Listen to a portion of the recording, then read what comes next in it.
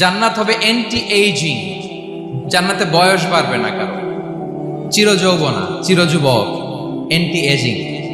আপনারা জানেন যে বর্তমান পৃথিবীতে অ্যান্টি এজিং ক্রিম পাওয়া যায় না? ক্রিম, কথা বুঝতেছেন? অ্যান্টি এজিং ক্রিম পাওয়া যায়। তারা বলে এই ক্রিম মাখলে চামড়ায় ভাঁজ পড়ে না। এটার দাম আছে কিন্তু অনেক। অ্যান্টি এজিং ক্রিম লাগায়, শ্যাম্পু ইউজ করে, অ্যান্টি এজিং অয়েল আছে, এটা দিলে নাকি চামড়ায় ভাঁজ পড়ে না। ইভেন ভারতের অনেক বড় একজন ব্যবসায়ী মুকেশ আম্বানি, নাম শুনছেন না? যে তার ছেলের বিয়ে হয়ে গেল, তো এই মুকেশ আম্বানির স্ত্রী নীতা আম্বানি, সে কিছুদিন আগে এক বোতল গোল্ড ওয়াটার খেয়েছে, gold water, and its cost $60,000 $60,000 দাম এক বোতল গোল্ড ওয়াটারের। কেন? ফর অ্যান্টি এজিং, যাতে বয়সের ছাপ গালে না থাকে। এখন বলেন, এভাবে কি আমাদের বয়সকে ধরে রাখা সম্ভব এই পৃথিবীতে? সম্ভব না, কারণ এই ফিচারটা দুনিয়ার ফিচার না, এটা জান্নাতের ফিচার। সুবহানাল্লাহ পড়েন। তাহলে জান্নাতে কেউ অসুস্থ হবে না, জান্নাত হবে চির যৌবন, চির যৌবনা। ওখানে আমরা যুবক থাকবো, প্রত্যেকে 33 বছরের যুবক যুবতী হয়ে জান্নাতে ঢুকবো। বিষ্ণু ইসলাম বলেন, আহলুল জান্নাতি জুরদা ওয়া মুরদা ওয়া আবনাউ সালাসিন ওয়া সালাসিন। জান্নাতে যারা যাবে শুভ্র দাড়িবিহীন, প্রত্যেকে হবে 33 বছর বয়সের। ওই যে 33 বছর বয়সে একবার ঢুকলেন, আর বয়স বাড়বে না, ওইটাই চিরকাল ওই বয়স পাবে।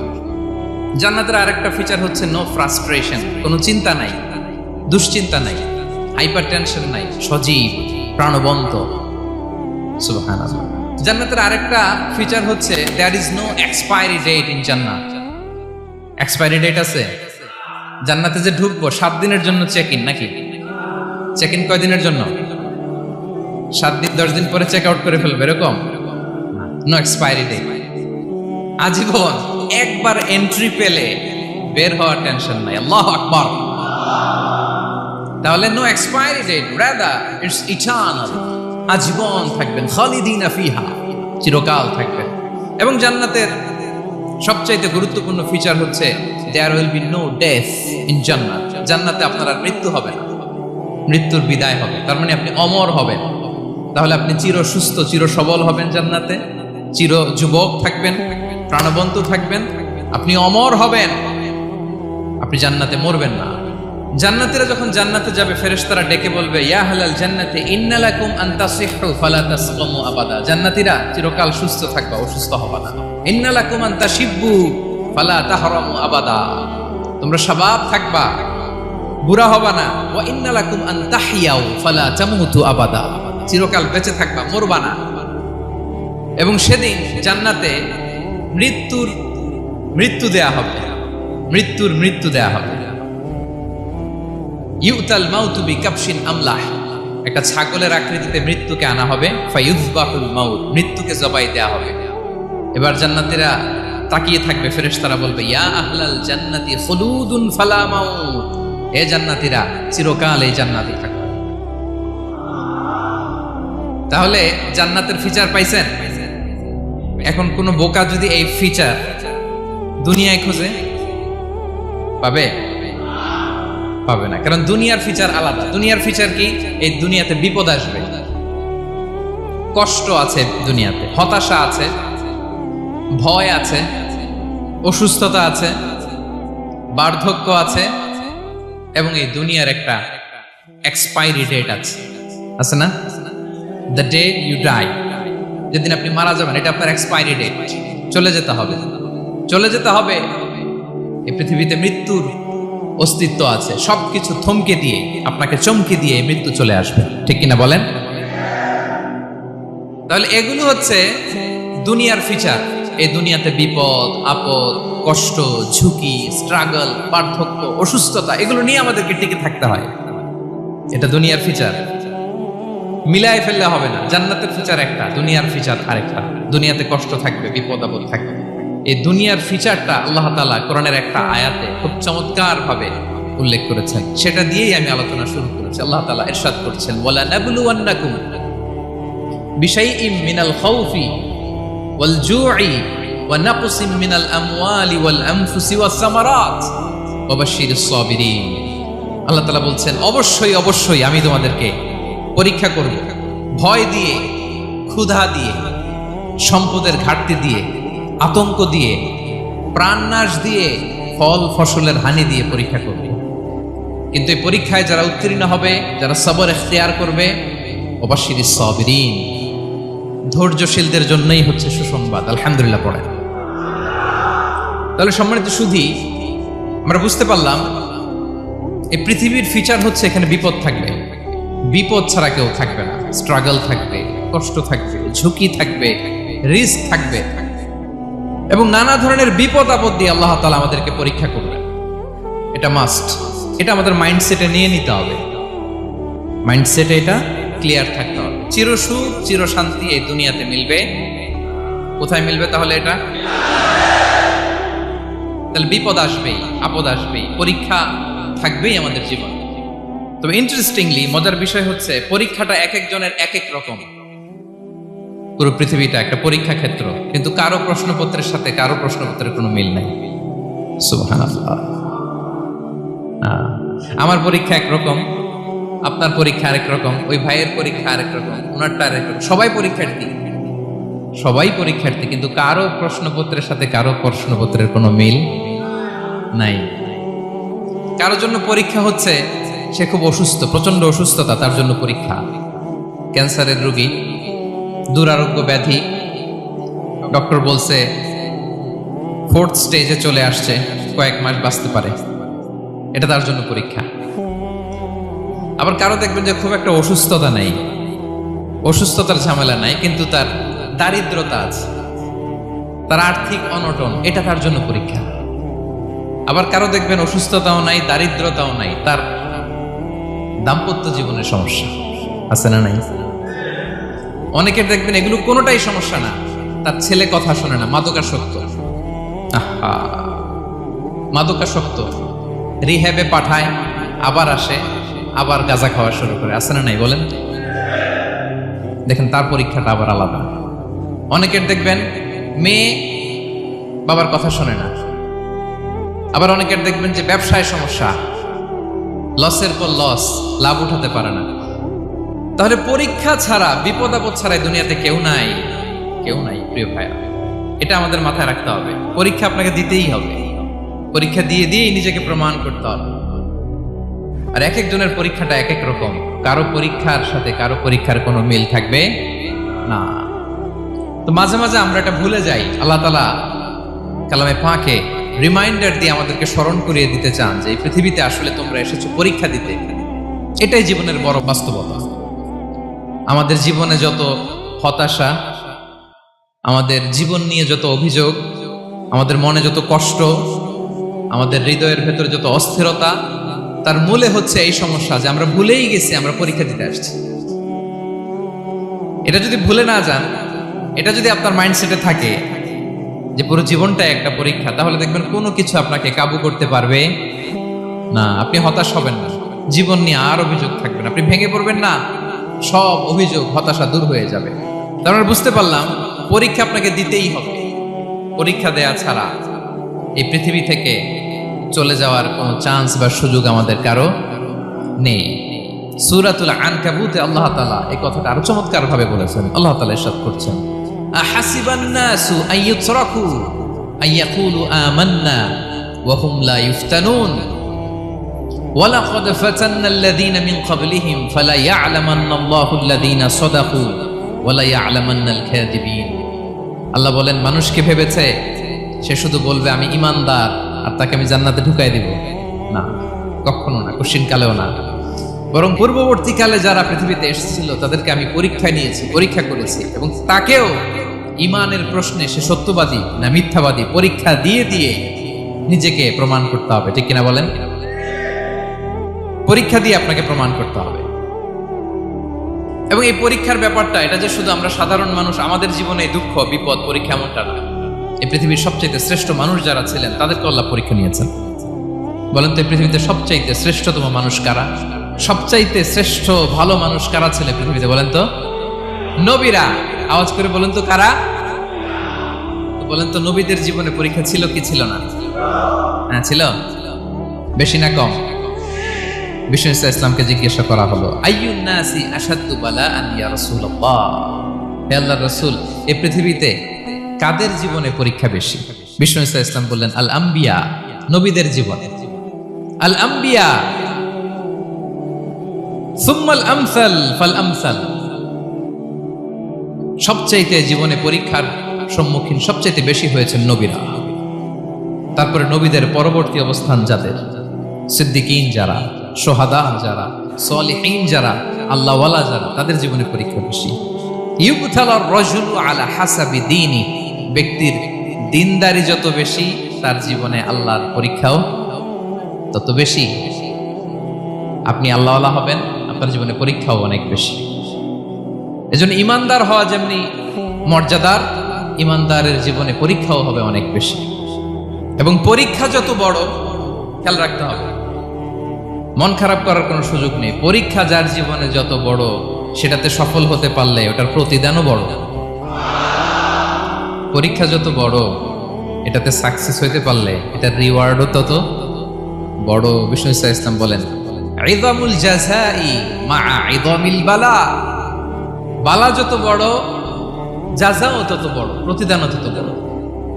কারণ নবীদের জীবনে যদি খেয়াল করেন, দেখবেন যেই নবীর জীবনে পরীক্ষা যত বেশি, সেই নবীর জীবনে সফলতাও তত বেশি। সাইয়েদনা ইব্রাহিম আলাইহিস সালামের কথাটা একটু খেয়াল করেন তো, বলেন তো ওনার জীবনে পরীক্ষা কেমন ছিল, বেশি না কম?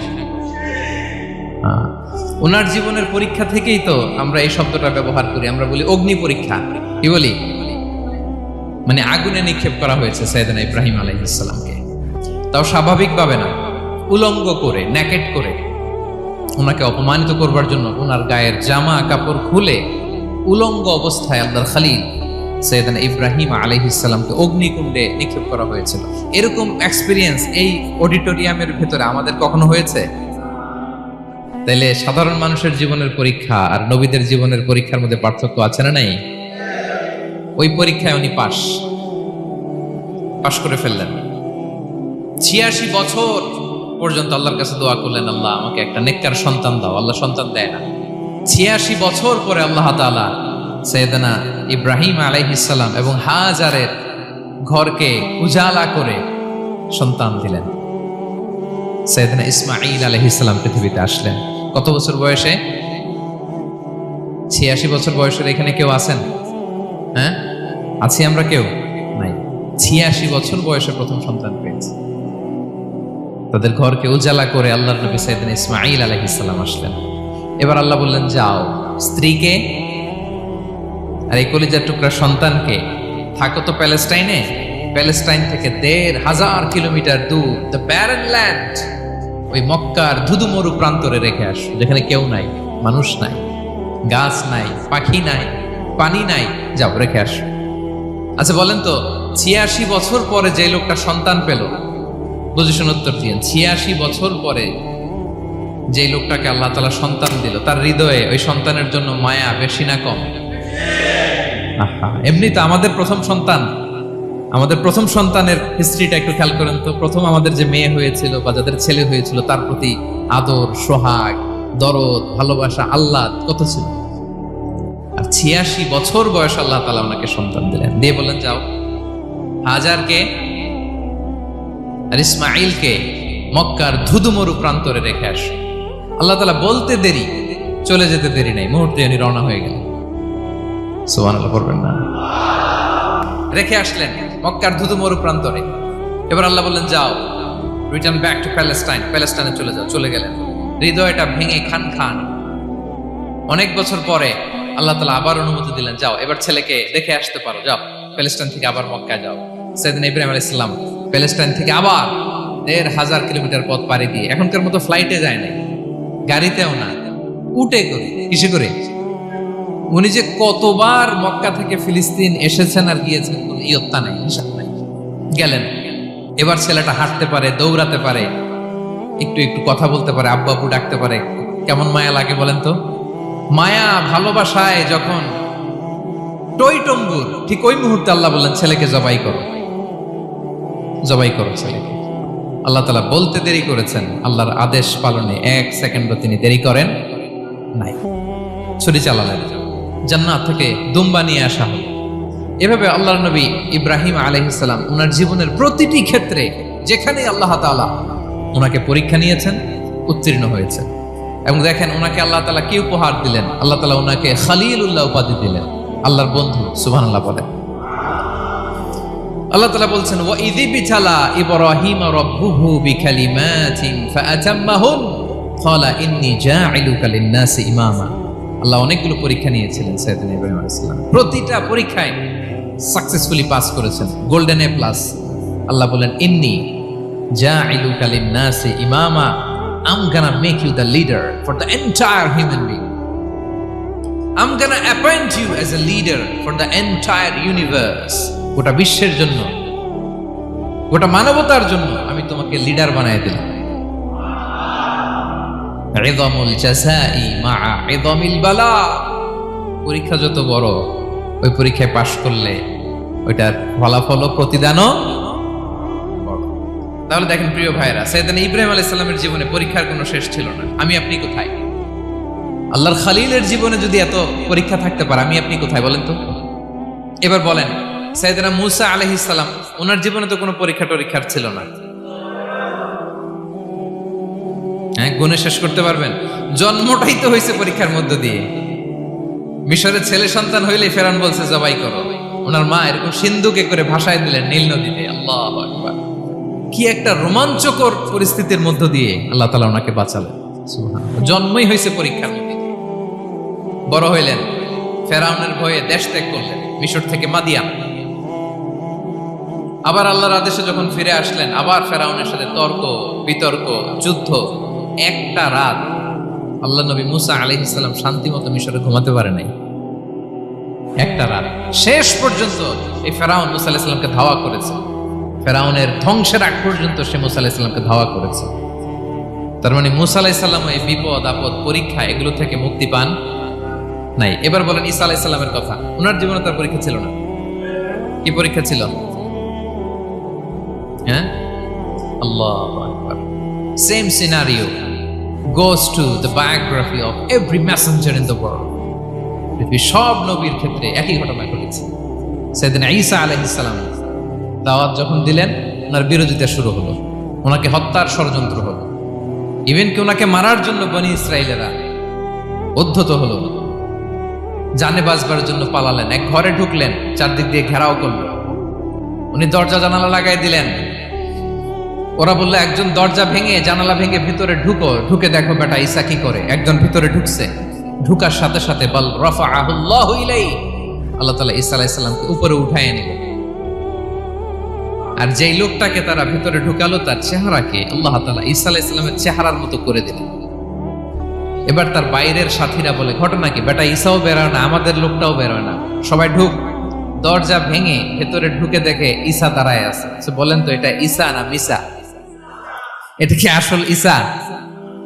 ওমা কতালু ওমা সলাবু ওয়ালাকিন শুব্বিহা লাহুম। আল্লাহ বলে, তোমরা আমার নবী ঈসাকে হত্যাও করতে পারো নাই, শুলেও চড়াতে পারো নাই, আমি সেফটি সিকিউরিটি দিয়ে আমার নবী ঈসা আলাইহিস সালামকে আকাশে তুলে নিয়েছি।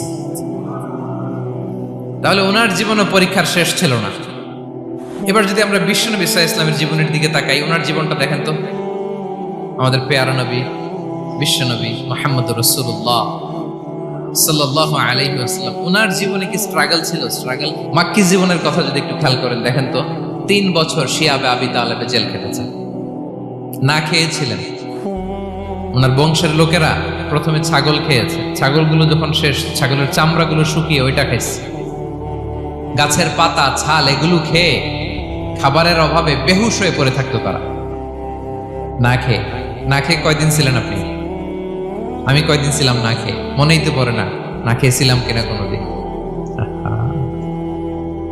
এ হচ্ছে মাক্কি জীবন। মেন্টালি প্রেসার দেয়া হয়েছে। বিশ্বনবীর চাচা আবুল আহাব, তার 2 ছেলে উতবা আর উতাইবা, এদের সাথে বিয়ে দিয়েছিলেন 2 মেয়ের। যখন দাওয়াত দেওয়া শুরু করলেন, 2 মেয়েকে ডিভোর্স দিয়ে দিল। দেখেন, একটা বাবার জন্য প্রাপ্তবয়স্কা মেয়েকে যখন উঠায় নেওয়ার আগে ডিভোর্স দেয়, তার মানসিক অবস্থাটা কেমন থাকে বলেন? মেন্টালি প্রেসারাইজ করা হয়েছে। ফিজিক্যালি হ্যারাস করা হয়েছে। বিষ্ণু ইসলাম যখন নামাজে দাঁড়াতেন, উটের পচা নারী ভুড়ি বিষ্ণুনবীর কাঁধে চাপিয়ে দেওয়া হতো। আপনার জীবনে এরকম ঘটছে কখনো? আপনি নামাজ পড়তেছেন, উটের পচা নারী ভুড়ি আপনার কাঁধে চাপিয়ে দেওয়া হয়েছে। কয়দিন হয়েছে এরকম? কয়দিন হয়েছে? হ্যাঁ, তারপরে তো আলহামদুলিল্লাহ বেরোয় না মুখ দিয়ে। কেমন আছেন হুজুর? কয়েন না, বেশি একটা সুবিধার না, তাই না? বেশি একটা একটু মিলাবেন। কতটুকু পরীক্ষা আমরা দিয়েছি। তায়েফে গেলেন বিশ্বনবী, তায়েফে গেছিলেন জমির বায়না দিতে, তাই না? জমি কিনবে তায়েফে। তায়েফবাসীদেরকে জাহান্নামের আগুন থেকে বাঁচাতে গিয়েছিলেন, নিজের জন্য না। সেখানে তায়েফের ছেলেরা পাথর মেরেছে বিষ্ণু ইসলামের গায়ে। এত শুভ্র দেহ ছিল, চেহারা ছিল, বিষ্ণুবীর গা দিয়ে ঝরঝর করে রক্ত ঝরেছে। ফিজিক্যাল হ্যারাসমেন্টের শিকার হয়েছেন বিষ্ণু ইসলাম। যখন যেদিন বিষ্ণু ইসলামকে হত্যার ষড়যন্ত্র করা হলো, আল্লাহ তাআলার আদেশে তিনি মক্কা থেকে মদিনায় হিজরত করলেন। মদিনাতে যে একটা রাত, সপ্তম হিজরির আগ পর্যন্ত শান্তিতে ঘুমাতে পারেন নাই। 3 দিকে 3 ইহুদি বসতি, বনু কাইনুকা, বনু নদীর, বনু কুরাইজা। আহা, খাওয়ার মধ্যে বিষ মিশিয়ে দেয়া হয়েছিল বিষ্ণু ইসলামের। বাজুর, খাসির বাজুর রান পছন্দ করতেন। এক ইহুদি মহিলা বিষ্ণু ইসলামের ওই রানের মধ্যে বিষ মিশিয়ে দিয়েছিল। ওই বিষের যন্ত্রণায় মৃত্যুর আগ পর্যন্ত বিষ্ণুনবী কাতরাতেন, এবং উনি ইন্তেকালের সময় ওই বিষের ব্যথা যন্ত্রণাতে ইন্তেকাল করেছেন। বিষ্ণুনবীর ইন্তেকালটা শাহাদাতের ইন্তেকাল ছিল। বিষ্ণু ইসলাম বলেছেন, ওই যে খায়বার এলাকার ওই মহিলা যে আমার খাবারে বিষ মিশিয়েছিল, সেই বিষের যন্ত্রণা, বেদনা, কষ্ট আমি অনুভব করছি। খেয়ে না খেয়ে দিন প্রচারের কাজে নিজেকে দিয়েছ বিলিয়ে, তায়েফের কাফিরেরা চিনল না সে আলো, দুষ্ট ছেলেদের পিছু দিল লেলিয়ে, পাথরের আঘাতে ক্ষত বিক্ষত হয়ে সারা শরীর থেকে রক্ত ঝরে। হে রাসূল তোমাকে ভুলি আমি কেমন করে, হে রাসূল তোমাকে ভুলি আমি কেমন করে। হাজার ব্যথা বেদনার পরে ফিরে আসনি তুমি আপন ঘরে, দিনের আলো তুমি ছড়িয়ে দিতে চলে গেলে মদিনায় মক্কা ছেড়ে। হে রাসূল তোমাকে ভুলি আমি কেমন করে, হে রাসূল তোমাকে ভুলি আমি কেমন করে। ঠিক কিনা বলেন? একটা রাত শান্তিতে, শান্তির ঘুম তিনি দিতে পারেন নাই।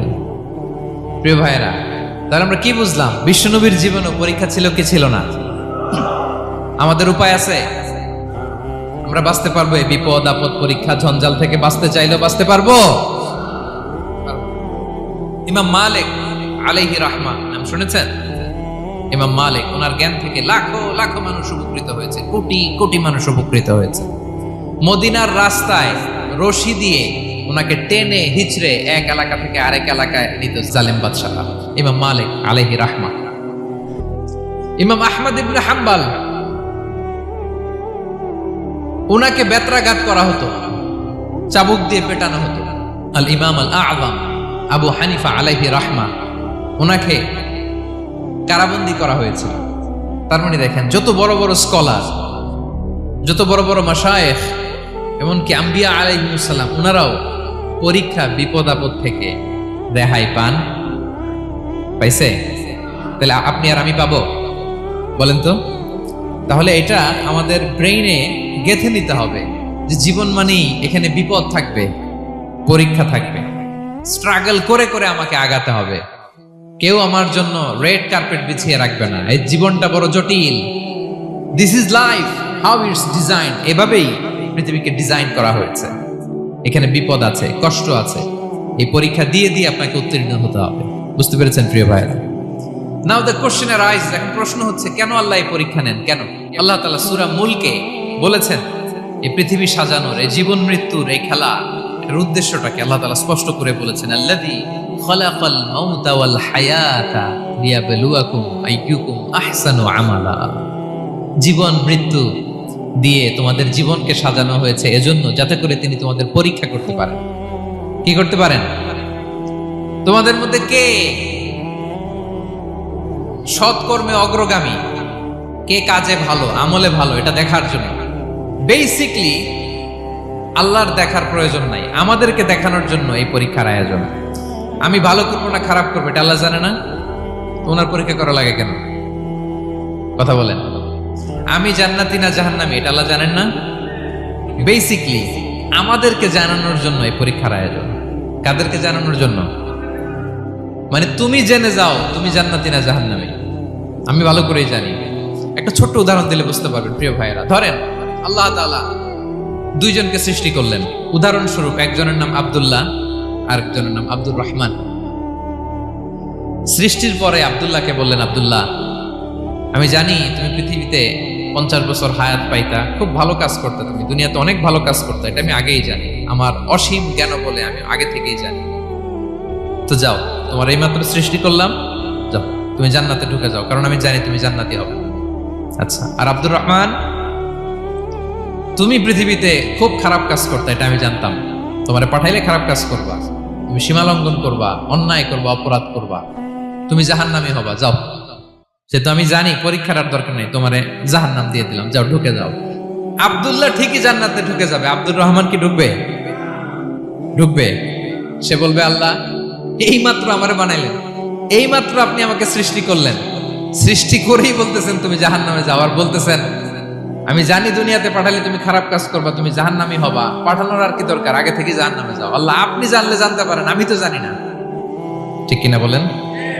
সে বলবে, না আল্লাহ আপনি ভুল বলতেছেন, এই দুনিয়াতে পাঠাইলে আমি খুব ভালো কাজ করতাম, আমি সীমা লঙ্ঘন করতাম না, নামাজ পড়তাম, রোজা রাখতাম, হজ করতাম, যাকাত দিতাম, সাদাকা করতাম, চ্যারিটি করতাম, জনকল্যাণকর সব ভালো কাজগুলো আল্লাহ আমি করতাম। এজন্য আল্লাহ তাআলা পরীক্ষার আয়োজন করেছেন, যাতে করে তুমি জেনে যাও যে পৃথিবীতে তুমি কি করেছো।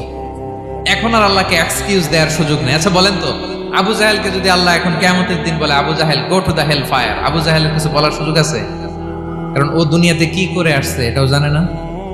ফেরাউনকে ডেকে যদি আল্লাহ বলে, ফেরাউন তুমি জাহান্নামে যাও, go to the hell fire, ওর কি কোনো এক্সকিউজ দেওয়ার সুযোগ আছে? বলেন, সুযোগ আর আছে? কারণ তুমি দুনিয়াতে কি করেছো তোমার চেয়ে ভালো কেউ আর জানে। পৃথিবীতে এই পরীক্ষার এই আয়োজনের সবচাইতে বড় উদ্দেশ্য হচ্ছে যাতে করে আমরা দেখে যাই যে আমরা কি কাজ করছি। কেউ যখন পরীক্ষা দেয় প্রিয় ভাইরা, ওই পরীক্ষায় কত পাবে তার একটা হিসাব আছে না? বলেন, আপনি গণিত পরীক্ষা দিয়ে আসছেন, যে 100-তে 100 পাবে সে বলতে পারে আমার সব অঙ্ক হয়েছে, ঠিক কিনা বলেন? আর যে লাড্ডু গুড্ডু বুঝছেন তো, কিছুই পারে নাই, ঘোড়ার ডিম, তারও একটা হিসাব আছে যে সে কিছুই লিখে আসতে পারে নাই। এই পৃথিবীতে এই পরীক্ষার আয়োজনের প্রধানতম কারণ হচ্ছে যাতে করে আমরা বুঝে যেতে পারি যে আমরা কোথায় যাব, জান্নাতে না জাহান্নামে। প্রিয় সুধী, এ পর্যায়ে আমরা জানবো এই যে পরীক্ষা আল্লাহ তাআলা নিচ্ছেন আমাদেরকে, এই পরীক্ষায় সফল হওয়ার মূল মন্ত্র কি। কোরআনে বিভিন্ন আয়াতে এই পরীক্ষার কথা বলা হয়েছে এবং এই পরীক্ষার সফলতার মূল মন্ত্রও কোরআনে ঘোষিত হয়েছে। আলহামদুলিল্লাহ বলেন। যে আয়াত দিয়ে আমি শুরু করেছি, এই আয়াতে আল্লাহ তাআলা বলেছেন, ওয়াবাশশিরিস সাবিরিন, নবী হে ধৈর্যশীলদেরকে আপনি সুসংবাদ দিন, ধৈর্যশীলদেরকে সুসংবাদ দিন। তার মানে বিপদে ধৈর্য ধারণ করতে হবে প্রিয় ভাইরা। ইন্নামাস সাবরু ইনদা সাদামাতিল উলা। বিপদে আমরা অনেক সময় প্যানিক হয়ে যাই, অস্থির হয়ে যাই, কি করব, হতাশ না। মুমিনরা হতাশ হয় না, ধৈর্য ধারণ করে। কি করে? ধৈর্য ধারণ করার শক্তি দাও গো মেহেরবান আমায়, দাও গো মেহেরবান। পড়েন, ধৈর্য ধারণ করার শক্তি দাও গো মেহেরবান আমায়, দাও গো মেহেরবান। সবাই বলুন একসাথে, ধৈর্য ধারণ করার শক্তি দাও গো মেহেরবান আমায়, দাও গো মেহেরবান। বুকের ভেতর ব্যথার নদী বইছে অবিরাম, বইছে বইছে অবিরাম। পড়ুন, ধৈর্য ধারণ করার শক্তি দাও গো মেহেরবান আমায়, দাও গো মেহেরবান। পড়েন আমিন। আল্লাহ যেন বিপদে আমাদেরকে ধৈর্য ধারণ করার তৌফিক দান করে। প্রিয় ভাইয়েরা, ধৈর্য এটা এমন একটা গাছ যে গাছের সারা গায়ে কাটা, কিন্তু এই গাছের ফলটা বড় সুস্বাদু। আই রিপিট, আমি আবার বলছি, ধৈর্য এটা এমন একটা গাছ যে গাছের সারা গায়ে কাটা, কিন্তু ফলটা বড় মিষ্টি, ফলটা বড় সুস্বাদু। সবাই ধৈর্য ধারণ করতে পারে না। বিষ্ণু ইসলামকে আল্লাহ তাআলা নানা সময় আশ্বস্ত করেছেন, সান্ত্বনা দিয়েছেন, আর ধৈর্যের বাণী শুনিয়েছেন। আল্লাহ বলেন, ফাসবির কামা সবারা উলুল আজমি মিনার রাসূল। নবী হে, আপনার আগে দৃঢ় প্রত্যয়ী নবীরা যেরকম ধৈর্য ধারণ করেছে, আপনিও ধৈর্য ধারণ করুন।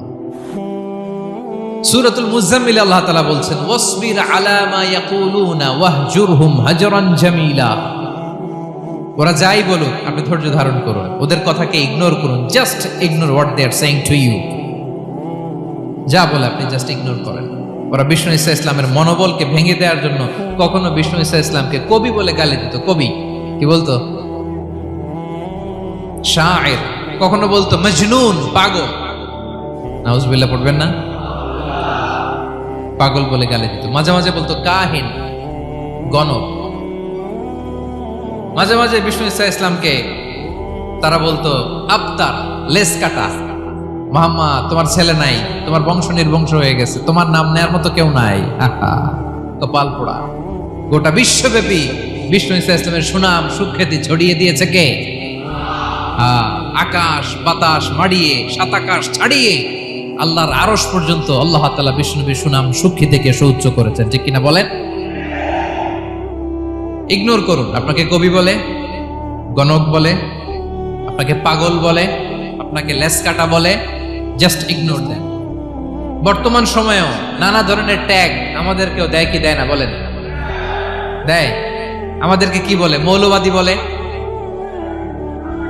বলে বলে ওই যে রাজাকার বলে। রাজাকার রাজাকার খেলার দিন শেষ। মন মতো হইলে মুক্তিযোদ্ধা, মন মতো না হইলে রাজাকার, এই দিন শেষ। ওই দিন আর নাই। এই কার্ড দিয়ে আর খেলার দিন নাই। এগুলো মানুষ আর খায় না এখন, এগুলো গিলে না আর। সাধারণ মানুষ বড্ড সচেতন। দেখেন, কালের বিবর্তনে, সময়ের আবর্তনে একই পরিক্রমা আমাদেরকেও ট্যাগিং করে। আমাদেরকে মৌলবাদী বলে, ব্যাকডেটেড বলে, রাজাকার বলে, জঙ্গি বলে, যুদ্ধাপরাধী বলে। আছে না এরকম? ওয়াসবির আলা মা ইয়াকুলুন, নিজের সাথে মিলায় নেন। যা বলে ধৈর্য ধারণ করো। ওয়াহজুরহুম হাজরান জামিলা, জাস্ট ইগনোর দেন, ভালোভাবে ইগনোর করেন, খালাস, সালাম দিয়ে কেটে পড়েন। তাহলে প্রিয় ভাইরা, এই বিপদ আপদ আমাদের পিছু ছাড়বে না, পিছু ছাড়বে না। নবীদের পিছু ছাড়ে নাই, আমরা কোথায়? আমরা আর কি?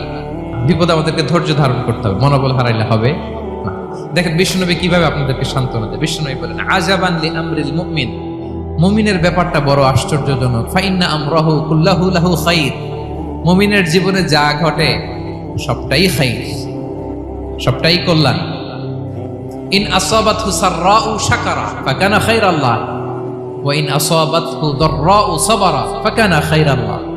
মুমিনের জীবনে যদি সুখ আসে তাহলে মুমিন শুকরগুজার হয়, এটা তার জন্য ভালো। আর যদি মুমিন জীবনে দুঃখ আসে তাহলে সে সবর ইখতিয়ার করে, এটাও তার জন্য ভালো। সুবহানাল্লাহ। তাহলে দেখেন, আমরা হয় সুখে থাকি নয় দুঃখে থাকি, ঠিক কিনা বলেন? তাহলে সুখের সময় আমরা শুকর করি, কি করি? শুকরগুজার হই। শুকরিয়া করাও একটা ইবাদত, শুকরিয়া করাও কি?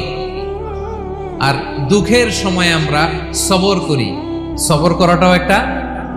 তাহলে আমাদের পুরো জীবনটাই ইবাদত। পুরো জীবনটাই সুখের সময় শুকর আর দুঃখের সময় সবর। আওয়াজ করে বলেন, সুখের সময় শুকর আর দুঃখের সময়। এই দুই ইবাদত মুমিন জীবনে চলমান, কন্টিনিউয়াস, একটা উইন উইন সিচুয়েশন। কি বলেন? উইন উইন হয়ে গেল না? যেই পরিস্থিতিতেই থাকে আমাদের জন্য লাভ। আল্লাহু আকবার। তাহলে প্রিয় ভাইরা, এটাই জীবনের বাস্তবতা। সবর আমাদেরকে ইখতিয়ার করতে হবে, হতাশ হওয়া যাবে না। অনেকে আমরা অল্পতে হতাশ হই। এই যে আমরা ধৈর্য ধারণ করছি, এর ফল পাচ্ছি না। দীর্ঘ 1.5 দশক ধরে ধৈর্য ধারণ করছেন না আপনারা? এখন মুক্তি, স্বাধীনতা, বিজয় এনে দিয়েছে কে? ধৈর্য ধারণ করুন। ধৈর্যের যে ফলাফল, এটা বড় মিষ্টি। ধৈর্য এমন একটা গাছ, এই গাছের সারা গায়ে কাটা, কিন্তু এর ফলটা বড় সুস্বাদু, এর ফলটা বড় মিষ্টি। ধৈর্য ধারণ করার অভ্যাস করতে হবে প্রিয় ভাইরা। মুমিন হতাশ হয় না, হাল ছেড়ে দেয় না। মুমিন ভরসা রাখে একজনের উপর, তিনি কে? লা তাইয়াসু মির রাউহিল্লাহ, ইন্নাহু লা ইয়াইয়াসু মির রাউহিল্লাহি ইল্লাল কওমুল কাফিরুন। আল্লাহর রহ থেকে, রহম থেকে নিরাশ হয়ে যাও না।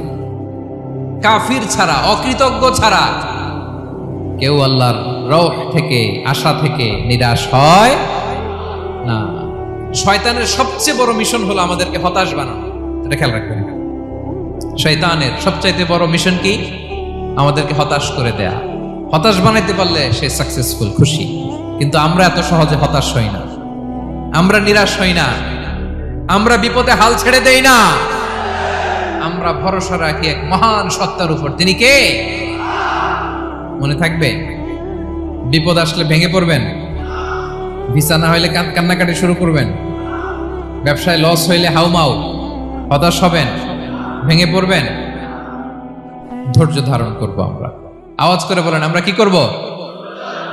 সবর। বিপদ ট্যাকেল দেওয়ার প্রথম স্টেপ হচ্ছে সবর। ধৈর্য ধারণ করতে হবে। অবশ্যই সাবিরিন, ধৈর্যশীলদেরকে সুসংবাদ দাও। বিপদ থেকে বাঁচার দ্বিতীয় স্টেপ হচ্ছে এই বিপদ থেকে উত্তরণের চেষ্টা করতে হবে। কন্টিনিউয়াস প্রচেষ্টা চালিয়ে যেতে হবে। ওয়াল্লাযীনা জাহাদু ফিনা লানাহদিয়ান্নাহুম সুবুলানা। যারা আমার রাস্তায় চেষ্টা করে, প্রচেষ্টা করে, স্ট্রাগল করে, তাদেরকে আমি পথ দেখিয়ে দেই, সুবুল দেখিয়ে দেই, ওয়ে আউট দেখায় দেই, এক্সিট দেখায় দেই। কোথাও আটকাবেন না আপনি, আপনাকে এক্সিট দেখায় দিবে কে? মালয়েশিয়াতে কেলুয়ার বলে না? কেলুয়ার কি বলে চিনেন? কেলুয়ার মানে কি? এক্সিট। এক্সিট পেয়ে যাবেন, আটকাবেন না আপনি জীবনে কোথাও। 3 নাম্বার, আল্লাহর উপর তাওয়াক্কুল করতে হবে বিপদ আসলে। ওমাইয়া তাওয়াক্কাল আলাল্লাহি ফাহুয়া হাসবুহ।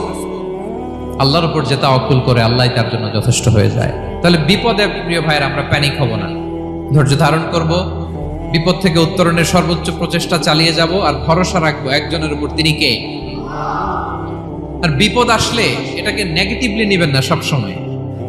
বিপদ আপদ এটা অনেক পজিটিভ, ভালো জিনিস আমাদের জীবনে বয়ে নিয়ে আসে।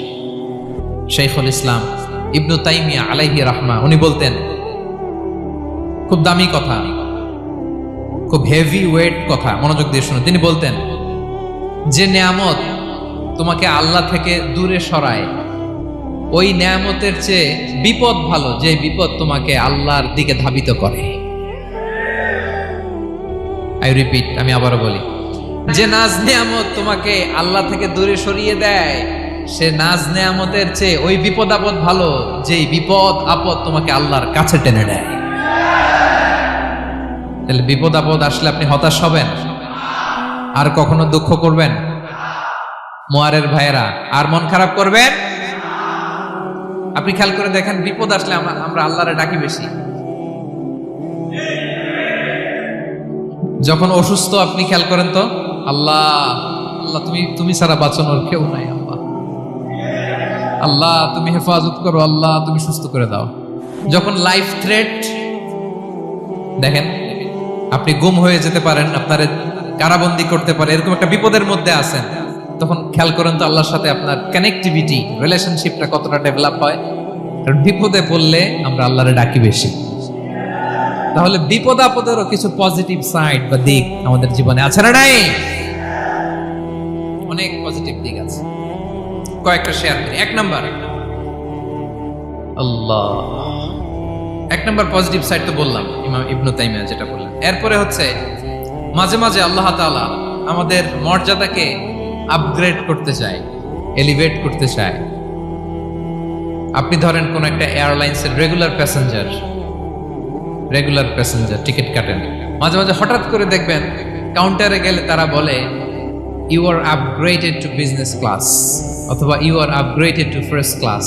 যেহেতু রেগুলার প্যাসেঞ্জার, অনেক মাইলস জমা হয়েছে, আপগ্রেড করে দেয়। আল্লাহ তাআলা মাঝে মাঝে চায় তিনি আমাদের মর্যাদাকে, র্যাঙ্ক এটাকে আপগ্রেড করবেন, কিন্তু আমার যে আমল আখলাকের অবস্থা ওইটা দিয়ে ওই আপগ্রেড র্যাঙ্কে যাওয়ার সুযোগ নাই। বুঝতেছেন কথা? আল্লাহ চায় আমার লেভেল একটু আপ করতে, কিন্তু আমার আমলের যে অবস্থা এতে আমি ওখানে যাই না। তখন আল্লাহ কিছু বিপদ আপদ দিয়ে, পরীক্ষা দিয়ে বান্দাকে টেস্ট করে। ওই পরীক্ষায় যদি উত্তীর্ণ হন, সাথে সাথে আল্লাহ তাআলা আপনার লেভেল বা র্যাঙ্ক আপগ্রেড করে দেয়। সুবহানাল্লাহ পড়বেন না? তাহলে লাভ না লস? আওয়াজ করে বলেন, লাভ না লস? মুমিন জীবনের সব লাভ। যত বিপদ আপদ আপনাকে স্পর্শ করে প্রতিটাতেই আপনার জন্য কল্যাণ। বিষ্ণু ইসলাম বলেন, মা ইউসিবুল মুসলিমা মিন নাসাবিন ওয়ালা ওয়াসাবিন ওয়ালা হাম্মিন ওয়ালা হুজনিন ওয়ালা আযান ওয়ালা গাম্মিন হাত্তা শাওকাতি ইউশাকুহা ইল্লা কাফারাল্লাহু বিহা খাতায়া।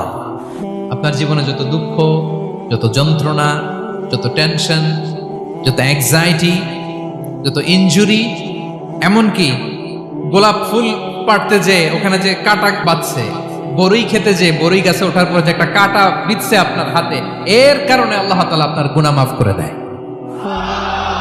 সুবহানাল্লাহ। তাহলে বিপদ আপদ দিয়ে আল্লাহ বান্দার মর্যাদাকে আপগ্রেড করে।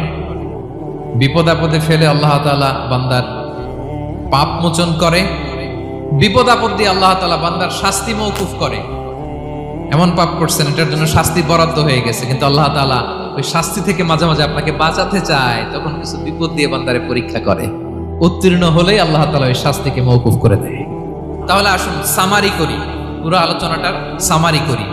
বিপদ আপদ, পরীক্ষা, স্ট্রাগল, কষ্ট, এটা সুন্নাতুল্লাহি ফিদ দুনিয়া। এই দুনিয়ায় আল্লাহর সুন্নাত, এর বাইরে কেউ যেতে পারে না, ইভেন নট দ্য মেসেঞ্জার্স, নবীরাও না। আজকের আলোচনায় শুনছেন না নবীদের জীবন দিয়ে কি গেছে, ups and downs, test and trial, নবীরাও না। তাহলে এটা আমাদের মাইন্ডসেটের সাথে সেট আপ করে নিতে হবে যে অতীতে, বর্তমানে, ভবিষ্যতে বিপদ আপদ মুক্ত এই পৃথিবীতে কেউ থাকবে না। পারবেন?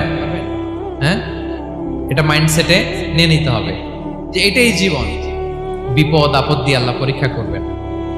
এটাই পৃথিবী। চির সুখ চির শান্তি এই পৃথিবীতে খুঁজলেই পাওয়া যায় না। শুরুতে বলছিলাম না, চির সুখ চির শান্তি। বলেন তো এটা কি দুনিয়ার ফিচার না জান্নাতের ফিচার? জান্নাতের ফিচার দুনিয়ায় খুঁজলে পাওয়া যাবে?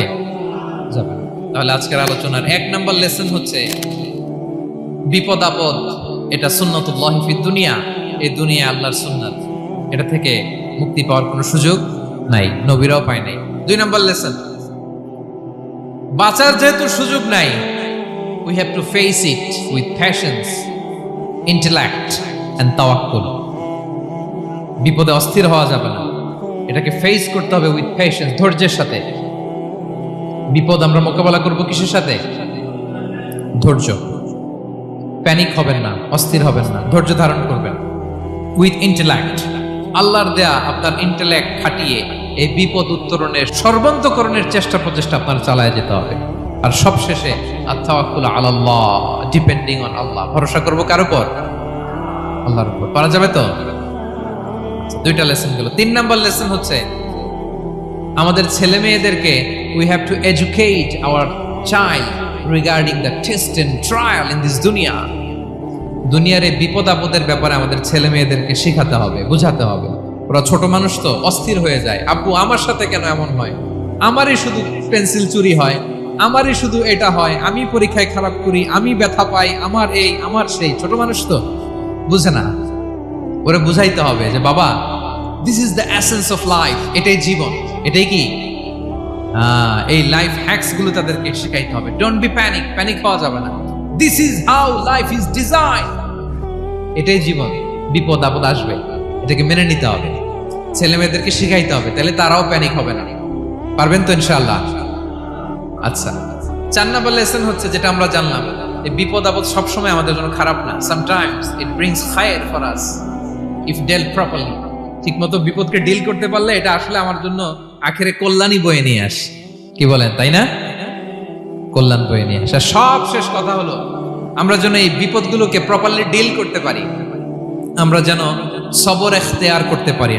আল্লাহর কাছে চাইতে হবে, দোয়া করতে হবে, কারণ তৌফিক দেওয়ার মালিক কে? আল্লাহর কাছে যেন আমরা কায়মনোবাক্যে প্রার্থনা করতে পারি, আল্লাহ এই বিপদকে যেন আমরা ডিল করতে পারি উইথ সাবর, উইথ ইন্টেলেক্ট, উইথ তাওয়াক্কুল। আসল হাতিয়ার হচ্ছে এটা, দোয়া। আল্লাহর কাছে চাইবেন, মনোযোগের সাথে চাইবেন, আন্তরিকতার সাথে চাইবেন। উদউল্লাহ ওয়া আনতুম মুখিনুনা বিল ইজাবা। বিষ্ণু বলেন এমন ভাবে চাও যেন তুমি অনেকটা কনফার্ম যে তোমার দোয়া আল্লাহ কবুল করবেনই, এমন ভাবে চাও। অনেকে রোবোটিক দোয়া করে। রোবোটিক দোয়া মানে দোয়ার মধ্যে প্রাণ নাই, ধ্যান নাই, মন নাই, আগ্রহ নাই, ভালোবাসা নাই। ওই দোয়া আল্লাহ কবুল করে না। মনোযোগ দিয়ে চাইতে হবে চাওয়ার মধ্যে, তাহলে আল্লাহ তাআলার পক্ষ থেকে তৌফিক পাওয়া যাবে। পারা যাবে তো ইনশাআল্লাহ? আল্লাহ তাআলা আমাদের সবাইকে বিপদে আপদে ধৈর্য ধারণ করার তৌফিক দান করুক। নবীরা তাদের জীবনে যেভাবে স্ট্রাগল, আপস এন্ড ডাউনস, বিপদগুলোকে, টেস্ট এন্ড ট্রায়ালগুলোকে ডিল করেছে, আমরা যেন সেভাবে ডিল করতে পারি। আল্লাহ তৌফিক দান করুক। আল্লাহ তাআলা আমাদের সবাইকে কথাগুলো বোঝা আর আমল করার তৌফিক দান করুক। হাযা মা ইনদি ওয়াল ইলমু ইনদাল্লাহি আলাইহি তাওয়াক্কালতু ওয়া ইলাইহি উনীব। আসসালামু আলাইকুম।